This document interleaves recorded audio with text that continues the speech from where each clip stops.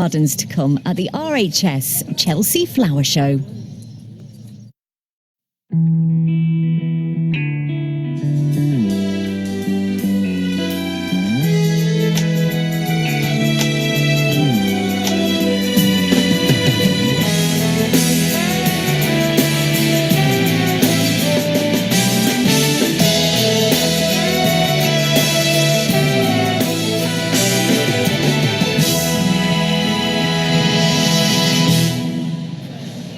Hello and welcome to the RHS Chelsea Flower Show 2019. These are the grounds of the Royal Hospital in the centre of London, which over the last 3 weeks have been transformed into a showground packed with horticultural treasures. And isn't it great to be back? So much to see this year. It's fantastic. I'm feeling the buzz, the Chelsea buzz we call it.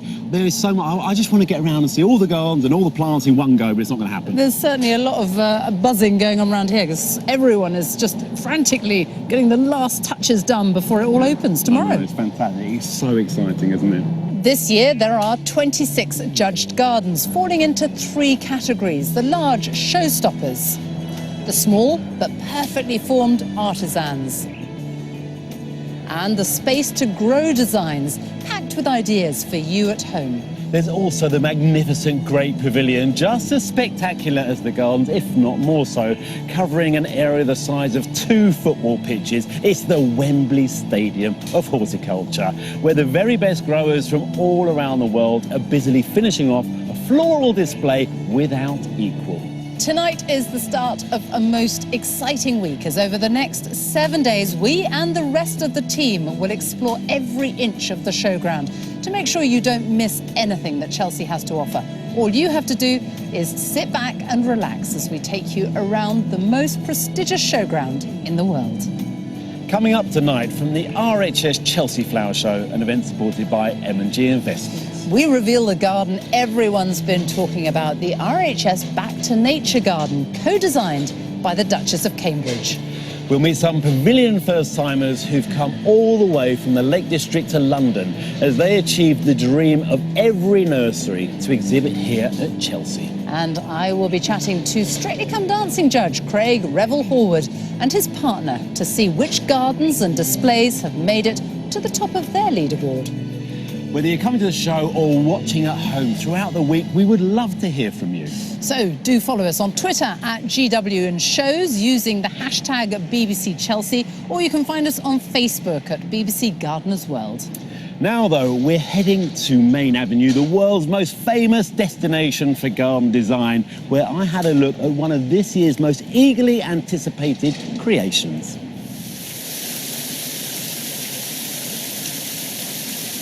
Do not adjust your TV sets. We are still at Chelsea. We are on Main Avenue. But this garden feels as if it's been here forever. And that is the artistry of some of the gardens here at Chelsea. This is the Welcome to Yorkshire garden. And it takes its inspiration from the canals of West Yorkshire that were once used for transport in our industrial history and our industrial past, but are now being reinvented, reclaimed and replanted to increase biodiversity. So on the other side, we have some wonderful lupins and camassias, wild species of plants. And on this side, we have the lock keeper's cottage. And they're obviously a bit of a keen gardener. They've grown a few veggies and some more plants in here that echo the other side, but cultivars of lupins and things like delphinium. So it's beautifully balanced, this garden. But the effort, I mean, the York stone, huge chunks of York stone, the locks themselves, and the water engineering that has gone into this is quite amazing. It could have been only made by one man. Where is he? He's round there, Mark Gregory. Hi, Joe. Welcome to Yorkshire. Welcome to Yorkshire, thank you very much. You did an amazing garden last year, but this sort of trumps it somehow, don't you think? It's pretty mad, isn't it, really? Yeah.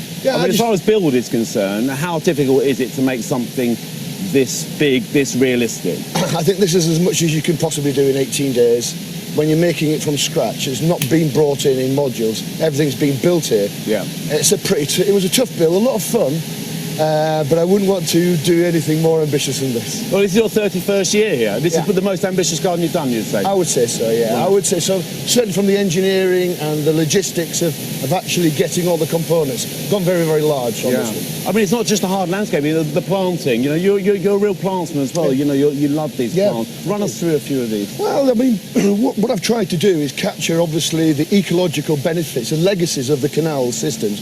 And obviously Yorkshire, this is based on the Huddersfield Canal, a very narrow canal that got all the wool out to Liverpool. And in the day, in my mind, this is a series of canals controlled by a lockkeeper. So this is his private entrance, got wild planting, kind of semi-wild, and this is his pretty floral bit. But over there, that's the towpath, and he's experimenting with like a wild perennial meadow, so Camassia, wild lupin, carrot parsley. Picked up the blues, the yellows with the more formal. It's lovely, really. This is absolutely stunning. The visitors are going to love it. You know, the viewers are going to just be amazed by it. Mark, have a great week. Good luck with it. Thank you, thank you.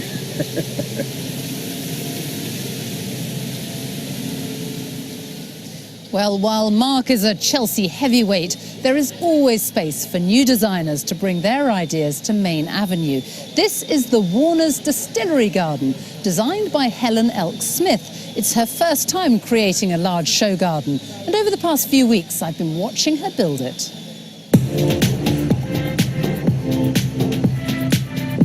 This is what it will look like, and this is what it looks like now, 4 days in. It's 4 days on site, quite a few more weeks of work leading up to the build. This came to site in 5 pieces, and yesterday we put it all back together. There was a lot of holding of breath. It wouldn't fit together, so they were literally just throwing in grains of sand just to pull the bit up. Really?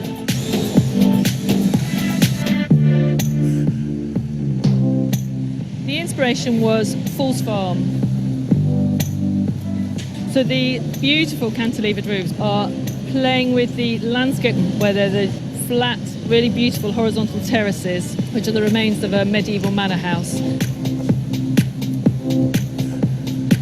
Planting is, we've got our key structural elements. We've got native hedge mixes.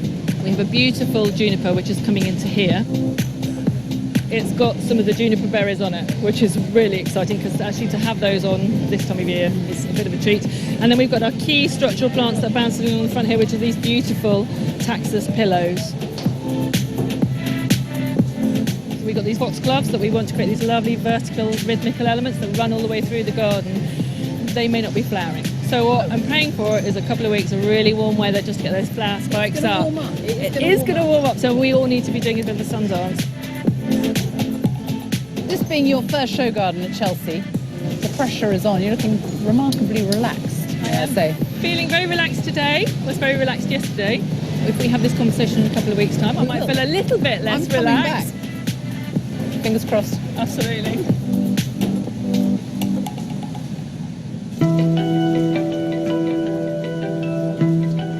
So 9 days in, how's it going? This morning was hideous, absolutely pouring with rain. We're all still a little bit drenched and very wet. Troughs going in. They're inching it down, aren't they? I mean, it's quite precarious. It is very precarious and very heavy. Having been in my head and been to the quarry and eventually found this piece of stone that for my mind was perfect, and then to see it being cut and now here, it'll be very nice when that's in, and then I think I can breathe. But I've had a few issues with plants. We are still short of a few flower spikes, so I'm just chasing a few flowers at the moment. You were after foxgloves, weren't you? Still after foxgloves. My quest for the perfect foxglove is still on.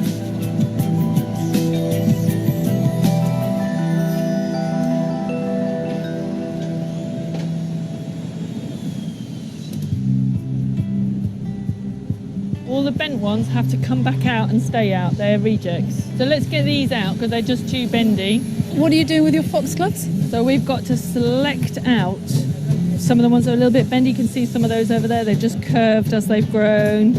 They sort of ruin the composition. What's lovely about a foxglove is the vertical element, creating all this rhythm through the planting. We have got another supplier that we found who has got some foxgloves. So tomorrow, one of us might be arriving at their nursery at 7 o'clock in the morning, select some Some foxgloves have some non-bendy, very well behaved The foxgloves. level of detail, Helen, is so impressive. And now you're taking up your patio or your terrace. We are taking up the patio. Didn't have that nice flow. It felt too built. What are you going to put down? Different pieces in slightly different orders. This garden is all about rock and water, isn't it? As a designer, if somebody says to me, rock and water, my mind immediately goes to the beautiful falling water created by the fantastic American architect Frank Lloyd Wright. I think he's an absolute genius. It was the most beautiful building. It's just one of those iconic masterpieces. In the Frank Lloyd Wright's falling water, the water starts and finishes, and you can see that flow of water through the building. Here, because of the aquifers, I'm playing with that a lot more, and what I'm doing is that I want it to flow down and then disappear and then start out again. You don't see the water moving within aquifers, so I'm just playing with that. You've got plenty of time left, haven't you, really? I think we're okay. We're okay, but it's tight. For a second, I saw a little bit of stress. At last! It's taking you weeks. And look at this, here it is, completely finished, and Helen is here looking as calm as ever. Are you happy? I'm really happy. Long build, but really happy, and it's lovely to get to this point. It's wonderful to see the water, because last time I was here you hadn't switched that on yet, and I can see exactly what you meant now about these wonderful patterns that you've managed to achieve. Yeah, I'm really happy with the water feature. This one, I just love the way that it just flows down. It has a sort of slight feeling, that You nice can watch layers. that forever, can't you? Absolutely. What I really like was sort of slightly unexpected with all the gorgeous bubbles. It has that that movement as it flows across the layers. But this one, My favourite. is it your favourite? I love it. Why? I absolutely love it. I love the way the water just drips, the way it's just oozing down, and the light just so delicately picks up the sort of droplets. Beautiful. And This the is really glass sweet. behind you, I want to call it stained glass, but it isn't, is it? No, absolutely. So it's created by a glass artist called Wendy Newhofer. And what she takes two pieces of glass, two panes of glass. She cuts out these really fine pieces of metal. The blue comes from the copper sheet and wires. She creates these gorgeous patterns. They go into the kiln, and then they come out looking like this. Really lovely, really pleased. clever. And then last time I was here, you were worried about bendy digitalis. Have you sorted all that out? Are you happy with what you've got here, the planting? I'm really happy with the planting. The bendy digitalis, we had to take them all out. So we had to take them all out, and some of them we just not in the garden. They didn't make their way back in. But actually, we just brought them out and just let them relax a bit and just spend a little bit of time here. Then they just sort of found their feet and adjusted to the light, and then we were able to put them back in. And so they're flowing all the way up through here. Really pleased with those. And one of the other foxgloves, which we didn't think we'd be able to use, we had a few days of lovely sunshine, flower spikes popped up, and we've just got a few little tips of brown. They're just in the bed behind you, so really pleased with those. And your first time on Main Avenue, is it everything you thought it would be? It is more. It's just a lovely place to be. You have these ideas and you carry them in your head and you detail them and you obsess on them and you plan them. And then we create them and they get built by these fantastic people who are all playing their A game. They work so hard, they give everything, they're utterly exhausted, and you say, can you do another couple of hours work? And they say yes. And it's just being around those people is lovely. It's very funny being here now, having watched the build for the last 3 weeks. It's so quiet. There's no drills, no lorries, no diggers. It was almost slightly weird. You kind of sit here and then you think, what's missing? And then you think, oh no, yeah, it's the lorries, it's the diggers. Well done, Helen. You've done it. It's done, and the public are going to come and enjoy it. Have a wonderful week. Thank you. Thanks, Sophie. Well, this is a garden that many would love to own, but Chelsea also plays host to some showstoppers that transport us across the world or challenge our ideas of what a garden can be. Nick Bailey has been to meet the designer behind one such creation. This is the fantastic Trailfinder's Garden, designed by Jonathan Snow. And it's all about the extraordinary plant species which come from the Chilean region of South America. And here is the man behind the garden. Jonathan, this is looking absolutely fantastic. Great to meet you. Very nice to meet you too. Hello. Now, you've got an incredible range of plants going on in here, but I understand you actually went out to Chile to sort of inform how you're going to approach the garden. Yes, that's right. Yes. I mean, I think if I was ever to have a chance of pulling off a garden like this, the only way to do it is to go actually and study the plants in their natural environment, and that's what we did. Fantastic. Now I notice there's some real icons of the Chilean landscape here, not least the Urticaria auricana, better known as monkey puzzle. But it's a bit of a Marmite plant, isn't it? It is, and I think so my thing is I like to show plants growing in the natural environment, and I think hopefully by what we've achieved here and showing them planted en masse with all the accompanying planting and associated planting, I've won a few people around. Let's hope. Now, I've been through the pain of creating a garden at Chelsea. I know it's been a real challenge, but what were your particular difficulties on site here? I think probably the biggest challenge has been the planting. I mean, there have been other challenges, but the biggest challenge, I think of all the thousands of plants that are on this garden, nearly every single one has either gone into a cliff face, on the side of a muddy slope, around a muddy lake, under a waterfall, under the boardwalk, or under the monkey puzzles, which are very prickly themselves.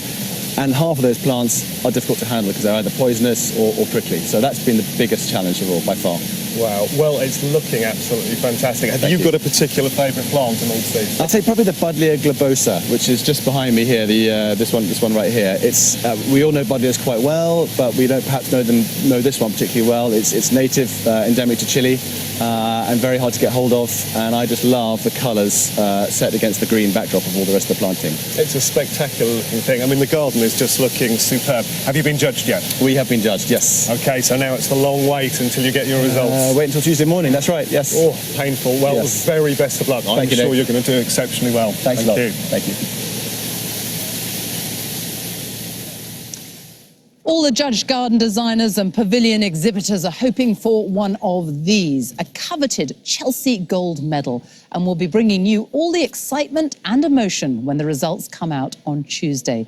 Now, though, we're heading inside the Great Pavilion, where some of the most knowledgeable growers in the world are putting on a floral show of unparalleled quality. And who better to take us on a guided tour than the Queen of the Pavilion, Carol Klein.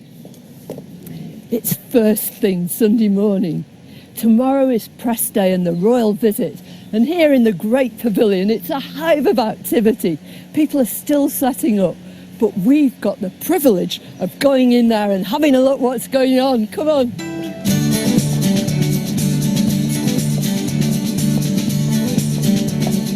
It smells lovely. That's one of the things when you come into this marquee. All these scents greet you. Just look at this display. It really blows your mind away. It's wonderful. This is Warmenhofen. They're from the Netherlands, and this year they've got this great sort of waves of alliums, each one a different one. And I think they look wonderful. Alliums are such easy plants, anybody can grow them. All you need is some sunshine and a bit of soil. You can even grow them in a pot. I like this little dinky one. That's Sparacephalum. I think it's gorgeous.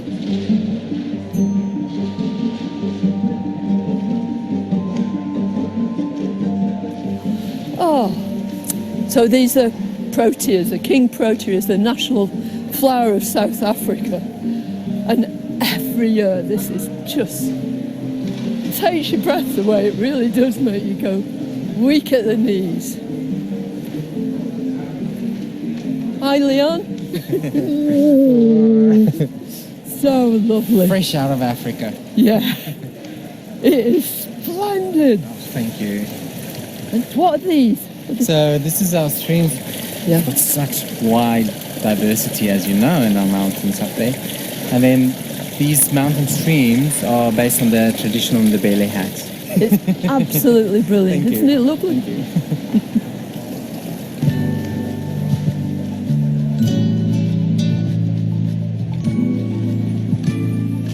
Trolley after trolley of plants, and every single plant here just grown to perfection. Look at these peonies. Have you seen this? These are tights chopped up, and the whole idea is you just put them over the flower and they'll keep that flower in perfect condition until tomorrow morning, and then just before the judges come round, pair of scissors through the centre and that peony will just open up like that. These are intersectional peonies and they last for ages, so halfway between tree peonies and those usual herbaceous ones that we used to see in cottage gardens. I just love this though. It's the ultimate in recycling, isn't it? I've never seen this before. A pink lab in the Great Pavilion. But more on this later. Thanks, Carol. Well, I'm joined now by another of our Chelsea family, Rachel de Tame. And Rachel, you missed Chelsea last year because you were having treatment for cancer. It is lovely to see you back here, looking so well as well. Thank you, and I can't tell you how good it feels to be back. I mean, this is where I'm supposed to be, and it's my home show. I'm a Londoner. I've always loved Chelsea, and just being enveloped in all these scents and sounds is wonderful. What are you most looking forward to seeing this year? Oh, gosh, so much. I've already had a look around the show gardens just to get a feel for things. I'll go back again in more detail, but it's so verdant this year. It's really green, very naturalistic, beautiful. And then, of course, I come here and make a beeline for roses. The scent in here is extraordinary. Fantastic. But I'm really looking forward to seeing what's new plants, and there are some new exhibitors this year as well, so all exciting There's stuff. certainly plenty of those for you to meet. Yeah. Well, I know one couple that Rachel's very keen to have a chat with, a husband and wife team, David and Gail Shields. But before Rachel meets them, let's show you their stunning nursery in the Lake District, which we visited as they prepared for their first ever Chelsea.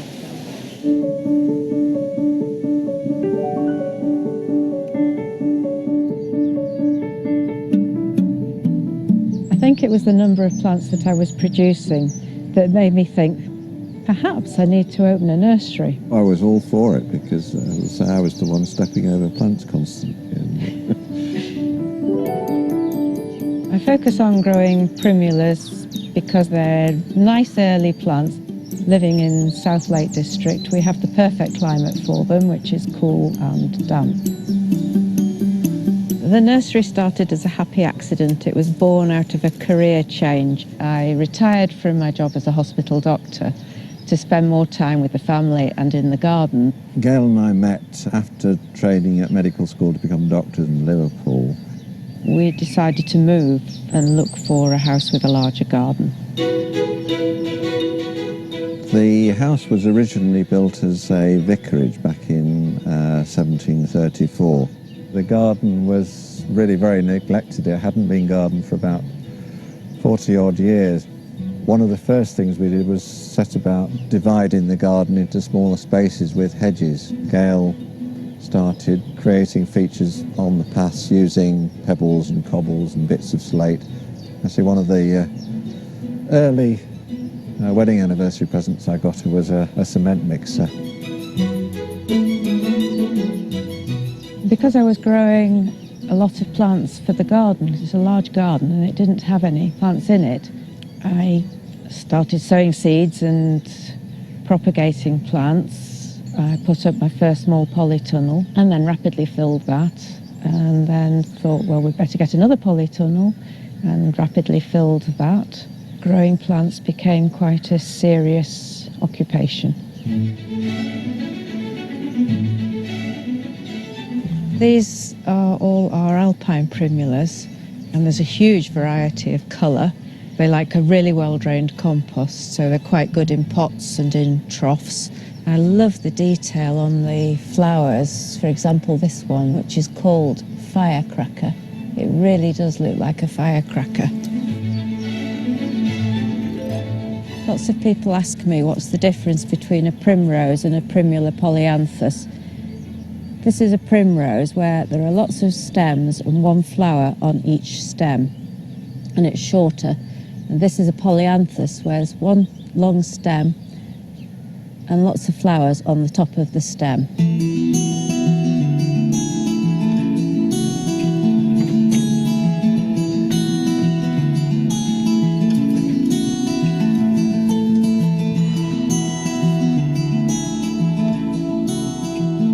This little petiolare primula from Western China would typically be in flower between early February and March, but we're trying to trick it into thinking that it's still winter and covered by a nice blanket of snow by keeping it in the fridge. So the flower buds are sitting still quite tight, and obviously what we'll do is 2 or 3 weeks before Chelsea, just take it out of the fridge and hopefully let it come into flower just in time.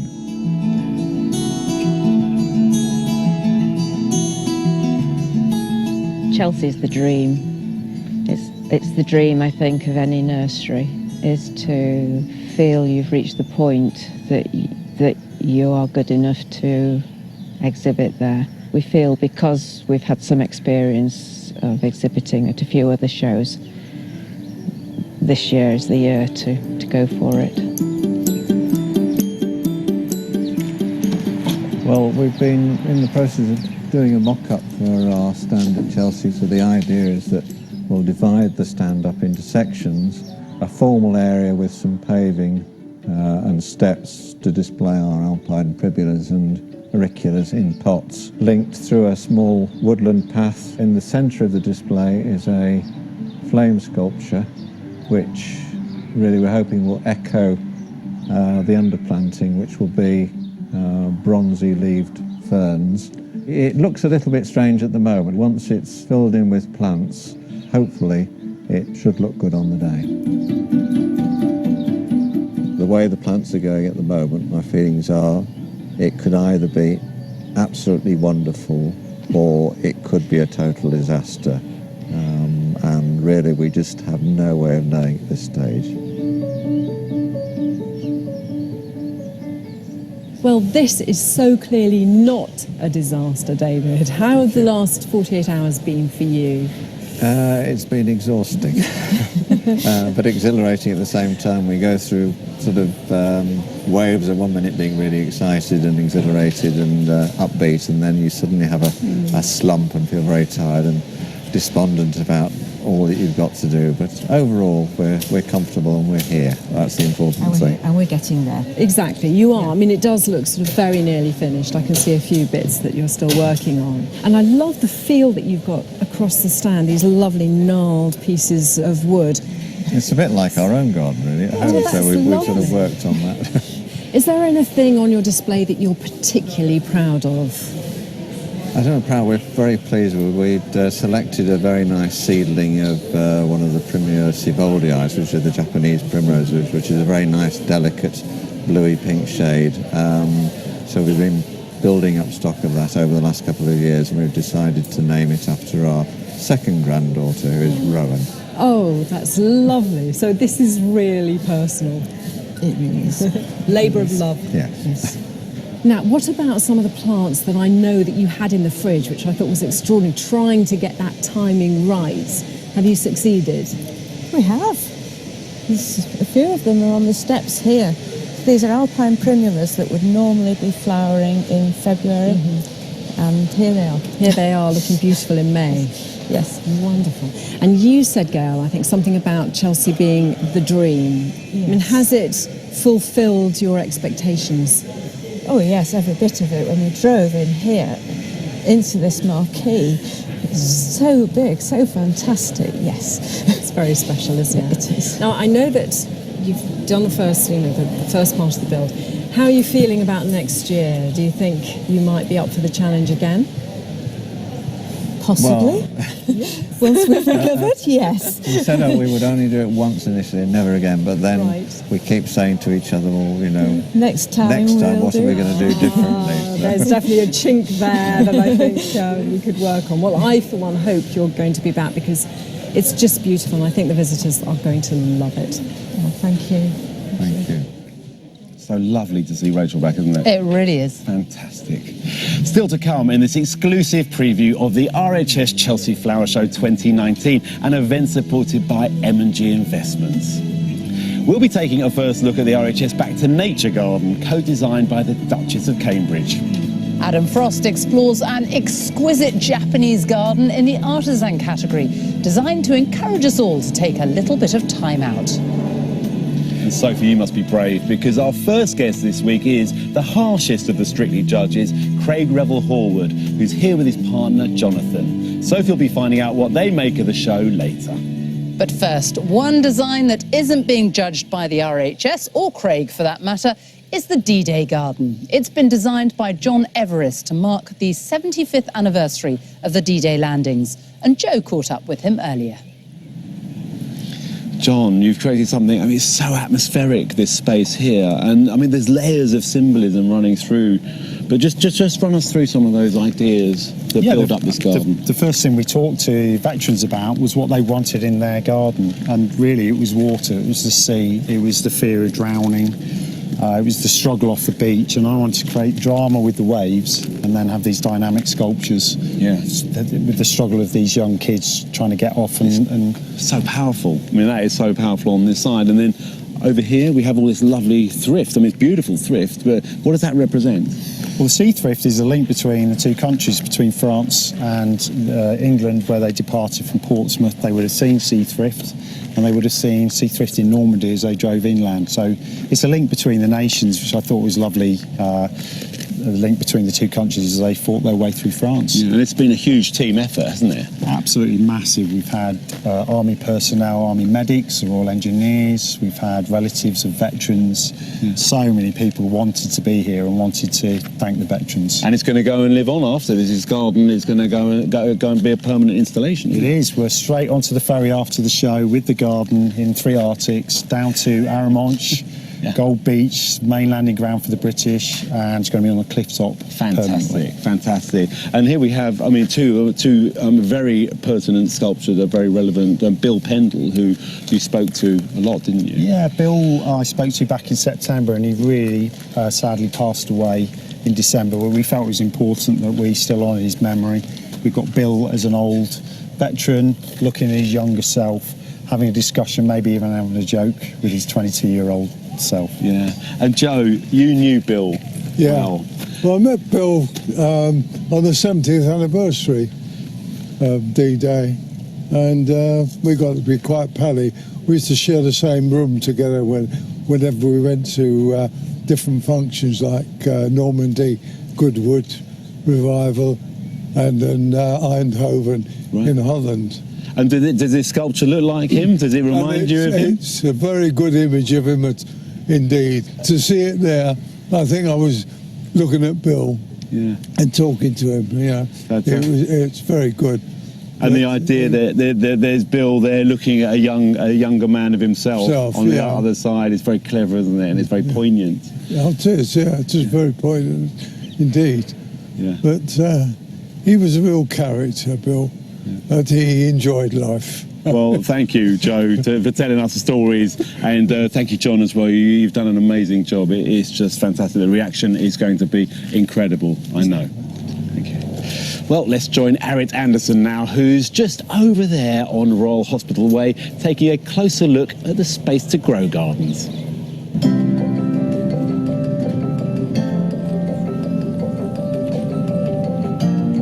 This year's Space to Grow category has 9 fabulous gardens, and 7 of which have first-time designers at Chelsea.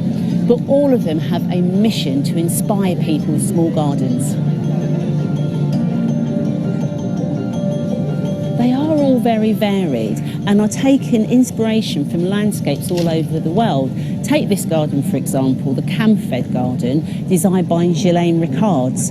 Now, it's not often that you see vegetable gardens at Chelsea, but she's used some really interesting plants. This sorghum is a new plant to me, at least, and I think it's really interesting. It is actually a grain, but the detail on the seed head, I really love the texture, the colours. It looks lovely against the really bold, strappy foliage. And then there's this moringa tree with its really pretty glaucous leaf, which is also known as the healing tree because of all of the many healing benefits that it can bring. Now, there's another garden I want to take a look at.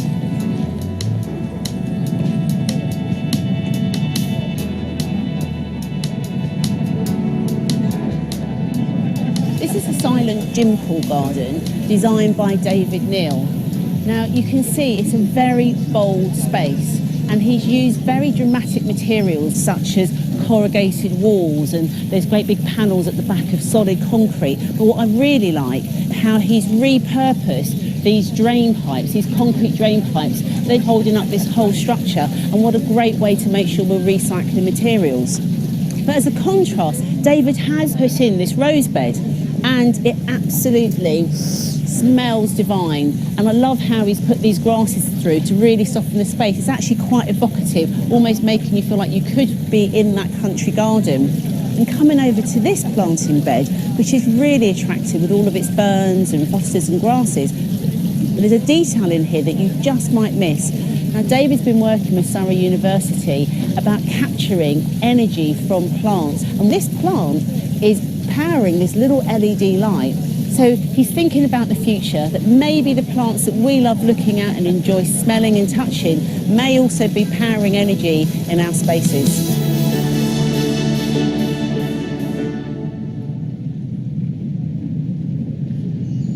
The Space to Grow gardens can inspire us in so many ways.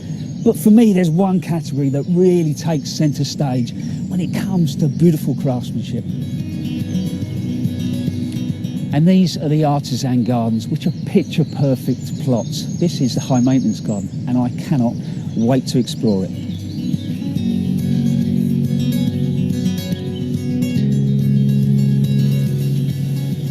This is a cracking little space. For me, these gardens seem to capture a moment in time. Look at the water feature. It's just old metal tanks, you know. It leaves the first one, drops quite a height, which creates a great sound into the tank, and then leaves into planting. Wonderful. These gardens really carry an atmosphere. The building has been created from reclaimed timbers. You get the sense it's been here forever. The planting, it's as if nature is just claiming everything back. Down the front there's a tyre that's being swallowed up by stinging nettles. But for me, the best little detail has got to be this, which is a bird's nest just tucked under the bonnet, which is fantastic. There is one designer that's become quite famous for creating these sort of gardens, and his name's Mr. Ishihara. Last year he won the RHS Best Artisan Award, and Sophie caught up with him while he was creating this year's garden.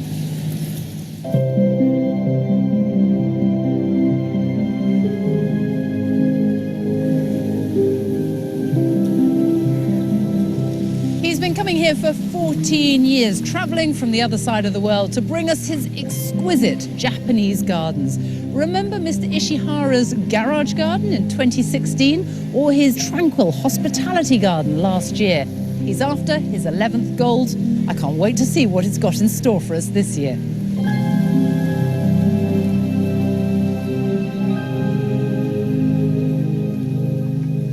Mr. Ishihara always arrives here with these beautiful maples. I mean, just look at the colour of that.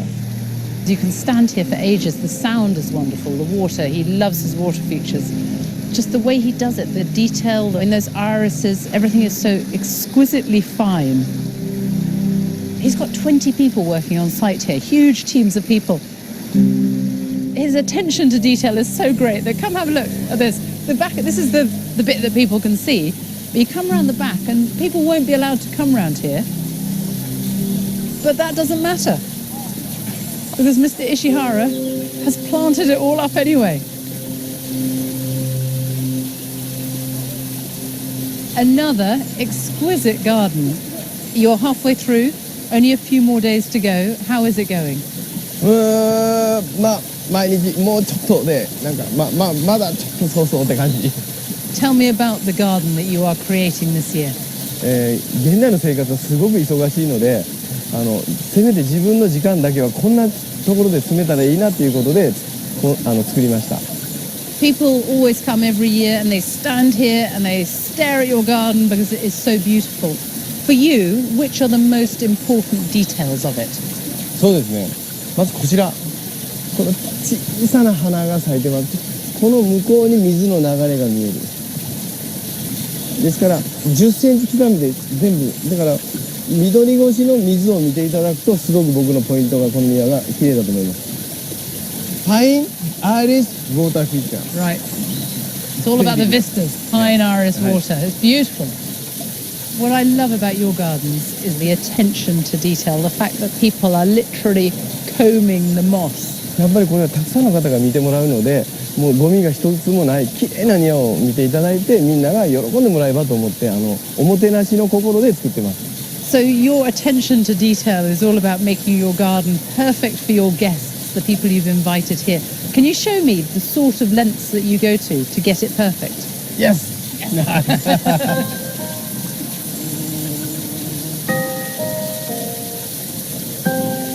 So, this moss.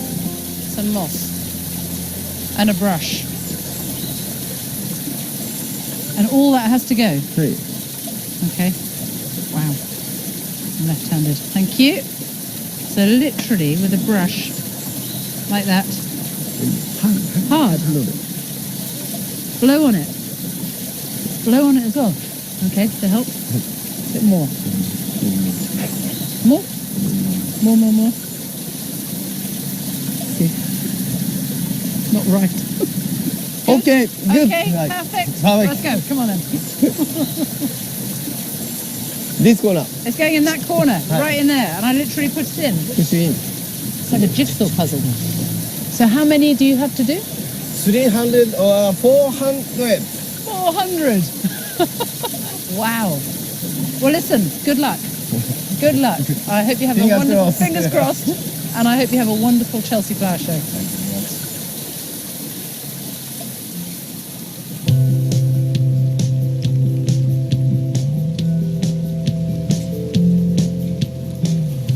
And this is it, the finished garden. It's called the Green Switch, which ultimately is an antidote to our busy lives. We should spend more time in beautiful green spaces. And this is a beautiful green space. The detail in here is exquisite.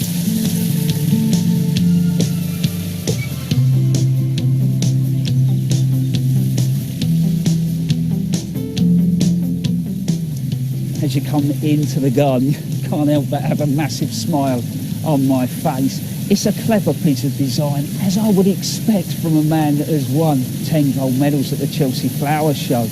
The two buildings which sit in each corner are raised, which for me works really well. First of all, it creates space underneath one building that you can put your motorbike. But also the steps come up into the garden, which slows your movement, and you can start to enjoy the garden.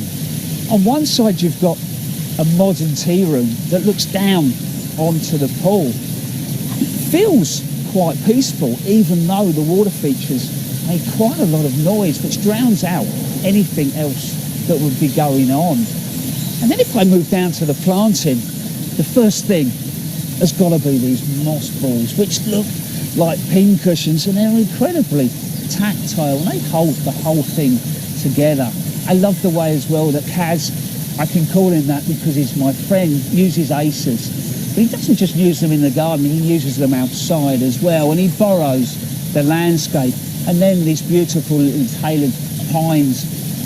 Behind me, there's a sedum wall that doesn't just stop at the wall, it starts to swallow up the buildings. And the whole thing collectively really does transport you to a special place that is far away from our modern life. I've got one more thing I want to show you. The second building, it's a shower room. How relaxing would that be? Do you know, if this garden does not win that 11th gold medal, I will be gobsmacked.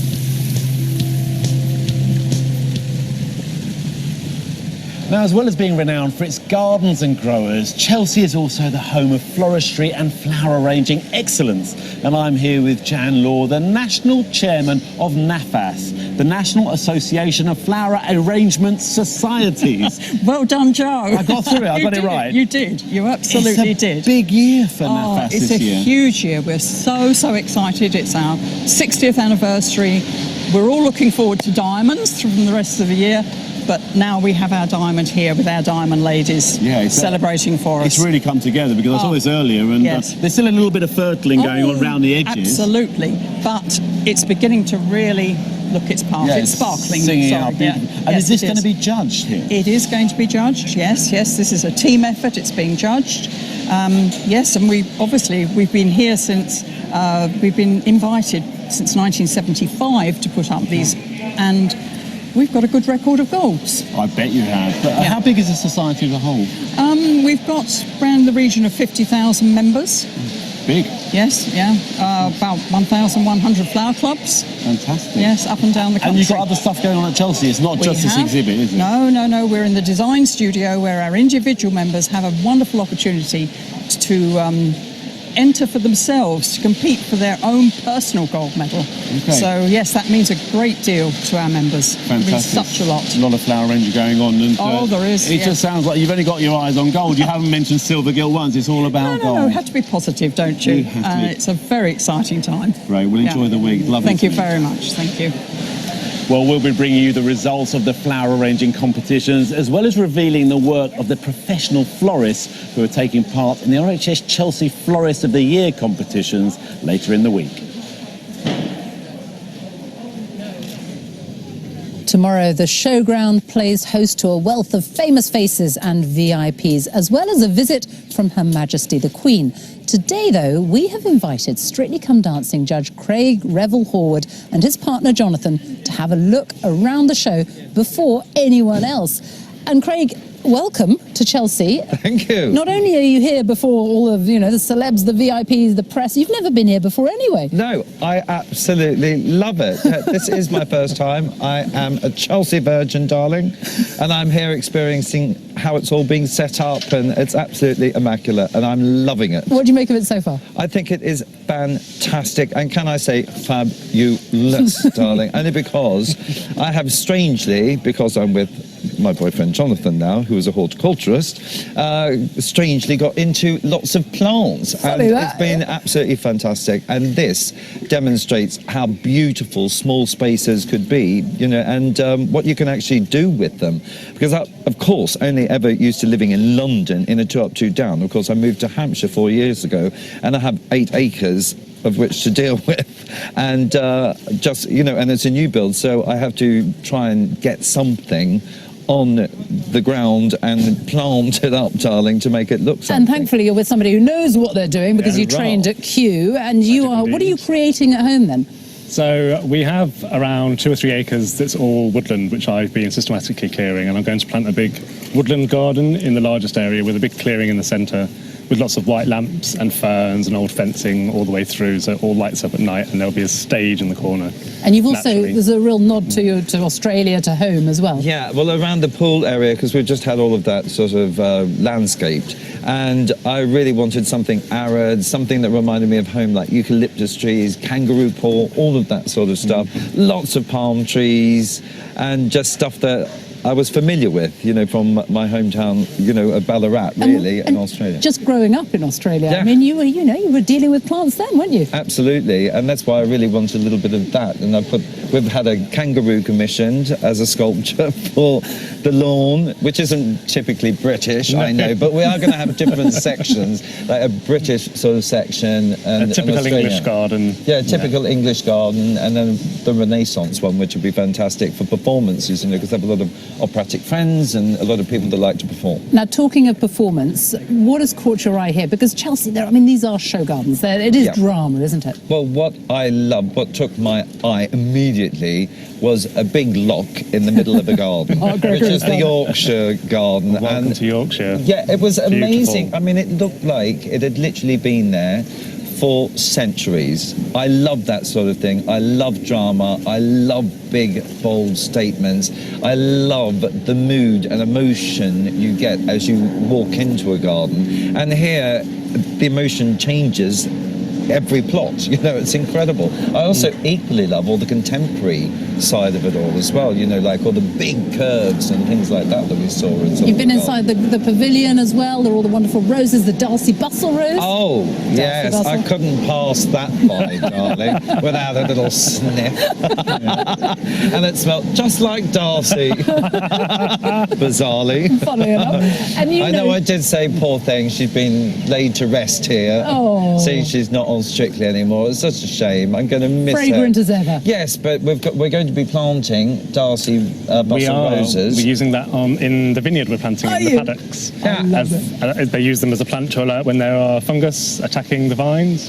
So we'll be growing them along the edge. So they should be all through our paddocks. Brilliant. Very fitting. Yeah. Well, listen, I'm going to let you go off and take advantage of this very quiet Chelsea day. Have a wonderful afternoon here. Enjoy it. And thank you so much for coming to see us. Thank you for having us. Thank you. Well, in just a few moments, we will be getting an exclusive tour of the RHS Back to Nature Garden, co-created by the Duchess of Cambridge. But first, let's meet her design partners, Andre Davis and Adam White, to find out more about what has inspired this very special garden.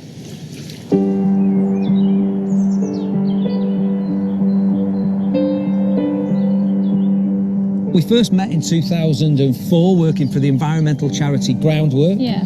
And that's when we discovered we'd got a shared interest in nature and getting children reconnected with nature through wonderful new play spaces. Kind of like a stepping stone to really encourage families out into the wild areas, and hopefully that then helps them to discover nature for themselves.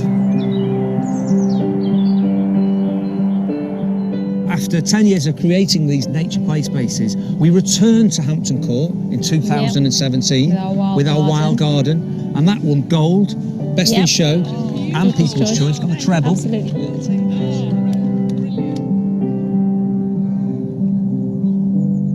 Well, it was several months ago we got a phone call from the RHS asking us if we'd be interested in working with them on a show garden at Chelsea. We were obviously very intrigued and excited. And then we understood we were going to be collaborating with the Duchess of Cambridge on this project. And we were kind of excited, intrigued, a little bit nervous. A little bit more organic and a bit more natural. So we all brought ideas to the first conversation. It was really interesting to see that the Duchess of Cambridge was working and thinking in the same way. So, she brought images, we brought images, and, a lot of things that were crossover ideas. If we keep it all natural, like sort of as not managed. So wild as well, an element of wild. When we explored it further and we shared our own experiences of time in nature, we took those, and one of the key things was memories of time with our families and how that would influence the design of the RHS Back to Nature Garden. We love to get out in nature and get inspired by the kind of places that we want to bring into our designs. So the three of us went out to the countryside in Norfolk to look around some of the fantastic, trees, and looking at logs and fallen trees and all the things that might inspire us for this garden.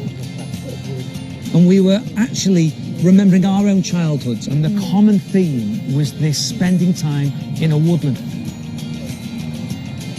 It's been a really great collaboration between the three of us. So lots of communication to really make sure that the shared vision that we started with is really realised in the garden, and that's been a key part of the design process. Wow, that is amazing. Okay.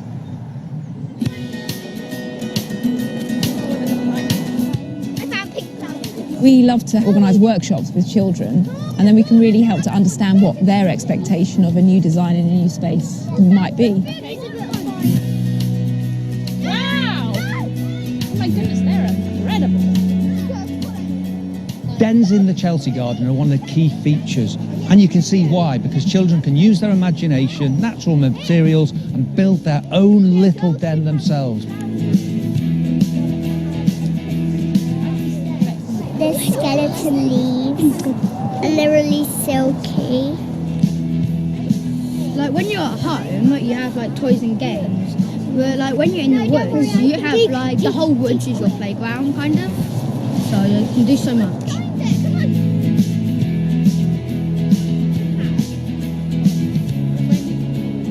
Following our initial conversations with the Duchess of Cambridge, we decided to keep the colour palette quite reduced, and we thought that blue told the story of a natural English woodland with bluebells.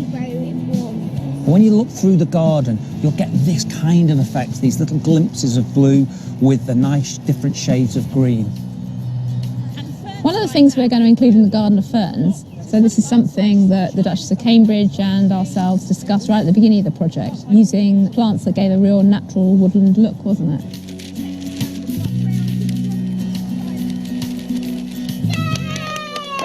Thank you very much, guys. We hope you've enjoyed yourself.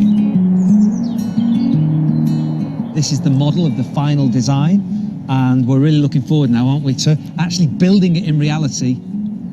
And the first thing you'll see is this beautiful hollowed out log. It'll be as if a tree has just fallen down in a woodland. That's a great thing to have actually in a space that's playful, because for some children, it can all get a bit too much, and it's nice to have a little bit of calm in the space, so you can get inside the log for that.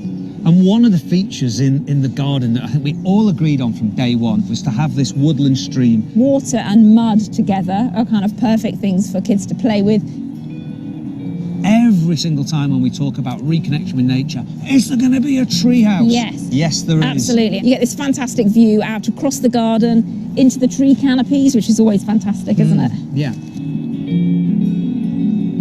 What we would love as an outcome of the garden at Chelsea is for people to feel inspired to get outdoors and enjoy nature in their local area, whether that's in their own garden, their own piece of local woodland, or their own wild areas. That's what we'd really love to see. Yeah, and if that's what we get out of the garden, that would be fantastic.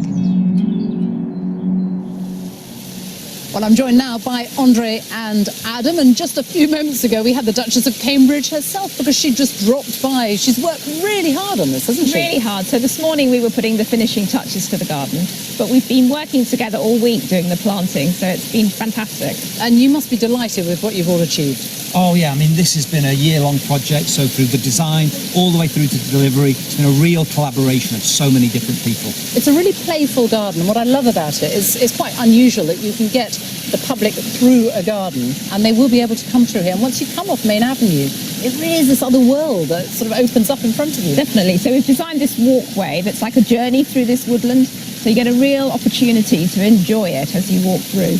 It's designed very much with children in mind. Tell me about the planting. So when you've got children in the garden, inevitably things get a bit of trampling. So we've chosen plants that are really robust and will withstand that, along with all sorts of interesting edible plants, plants for craft, so things that are really tailored for children.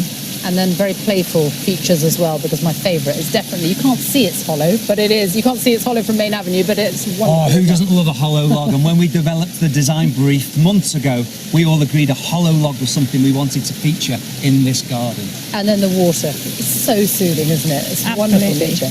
It's soothing, it's playful, there's opportunities to make little boats to float down the water, and of course, you know, you can hear that wonderful sound, and it really helps to evoke this feeling of being in a woodland. Now, this garden has come about as a partnership between the RHS and the National Health Service, because it's all about raising awareness about the benefits of gardening for mental health. And we can actually reveal who has won it. There was a competition to win this garden after Chelsea, and it's gone to?